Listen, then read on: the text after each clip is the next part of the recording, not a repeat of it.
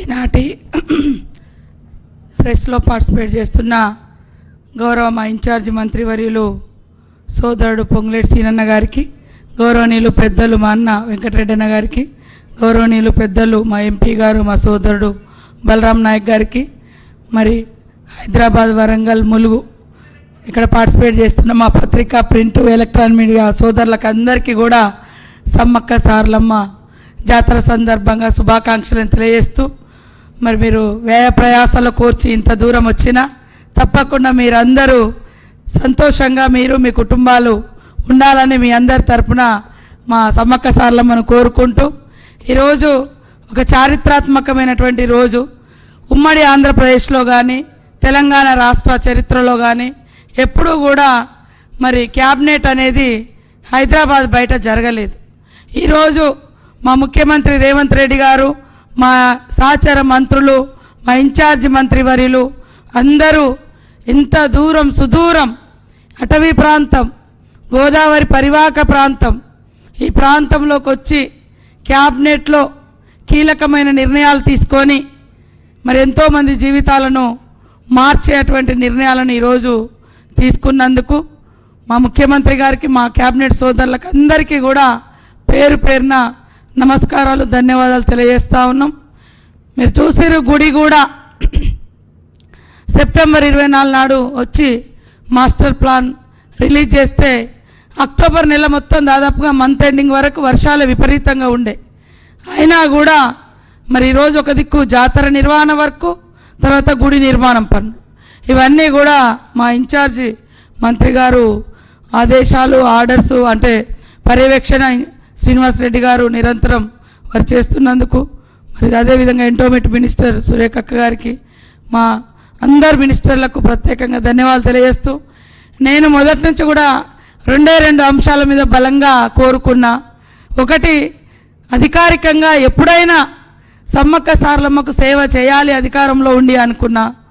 అది ఇన్నాళ్లకు కళ నెరవేరడమే కాకుండా ఆ కళని ఏదో నా అవకాశం కోసమో నా హోదా కోసమో కాకుండా కొన్నేళ్ళు, కొన్ని వందల సంవత్సరాలు, వేల సంవత్సరాలు సమ్మక్క సారలమ్మ చరిత్ర భవిష్యత్తులో ఉండాలి అనేది ఆ కళ ఈరోజు గుడి నిర్మాణంతో మరి చేయడం జరిగింది. గతంలో నేను ములుగులో తలాపునే నీరు బారుతుంది కానీ మాకు నీళ్లు రావట్లేదని 2006, 2008లో కూడా పాదయాత్ర చేసినాం. గత 10 సంవత్సరాల్లో కూడా అనేక సార్లు అడిగినాం. ఎందుకంటే తెలంగాణ తెచ్చుకునేదే నీళ్లు, నిధులు, నియామకాలని. కానీ గోదావరి నుంచి దేవాదుల నీళ్లు కానీ, తుపాకులగూడెం బ్యారేజ్ కానీ ఇవన్నీ పోయినా మాకు నీళ్లు రావడం లేదని. కానీ ఈరోజు మరి ములుగు మండలంలో లిఫ్టు, పొట్లాపురం లిఫ్టు, దానికి దాదాపుగా 8,000 ఎకరాలు ఇప్పుడున్న ఆయకట్టు ఇంకా కొంచెం చేసుకుంటే 15,000-20,000 ఎకరాలకు కూడా పారుతుంది.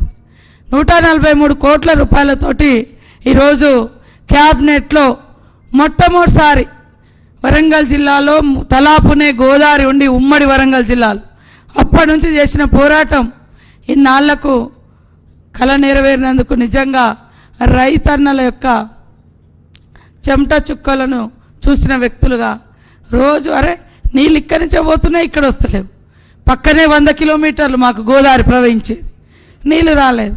ఈరోజు సమ్మక్క సారలమ్మ సన్నిధిలో జరిగిన క్యాబినెట్లో 143 కోట్ల రూపాయలు ఇస్తూ మరి ఆమోదం తెలిపినందుకు ముఖ్యమంత్రి గారికి, సంబంధిత శాఖ మంత్రులు ఉత్తమ్ కుమార్ రెడ్డి అన్న గారికి, మా సహచర మంత్రులందరికీ కూడా ధన్యవాదాలు, శుభాకాంక్షలు తెలియజేస్తా ఉన్నాను. అదేవిధంగా స్టేజ్ మీద మరొకటి అప్పటిదప్పుడు మరి ఆలోచన చేసి, బట్టన్న గారు నువ్వు ఎప్పుడు అడుగుతావు కదా ఇది ఇప్పుడు చేయించుకోమని, జంపన్న వాగులో నిరంతరం నీళ్లు ప్రవహించాలని మరి గోదావరి జలాలు రామప్పలో స్టోరేజ్ చేస్తున్నారు. అవి తపాస్పల్లి, జనగామం అంతది పోతుంది, కానీ మాకు వస్తలేదు.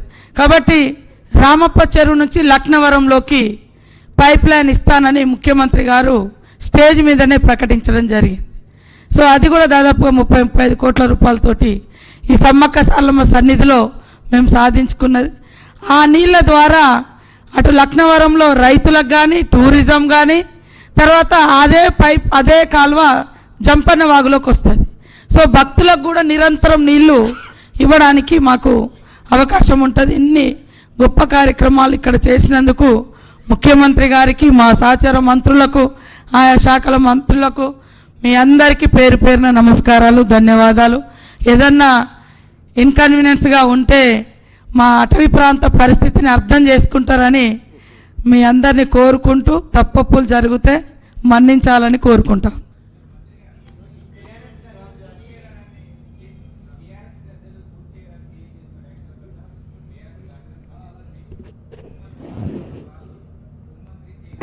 వినపట్లేదన్నా, సర్లేన్న. ఇప్పుడు అన్నా, ఈ పవిత్రమైన స్థలంలో